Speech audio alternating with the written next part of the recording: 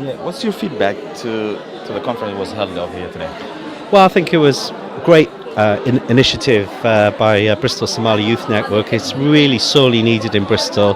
There's a lot of energy, a lot of creativity from young people from Somali background now, and I think from my point of view, from my role in Ujima Radio and representing the voluntary sector, I had loads and loads of conversations with young people saying how they're really interested, not just in the music side of things, but also learning about journalism, getting involved in the production and the technical side of the work. I mean, fortunately, we've got a young Somali lad looking after our website down at Ujima at the moment, so his friends were coming forward to say, wow, is this something we can get involved with?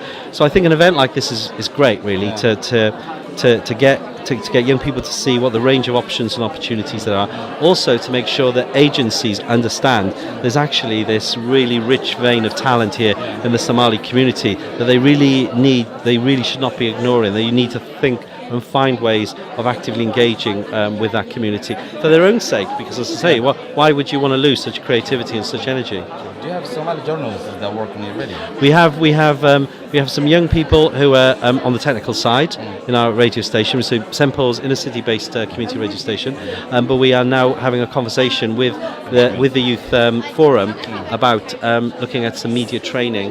So we're looking to expand that, but not just music, but journalist, technical, and also web-based training. Thanks so much. No problem. Thank you. Cheers.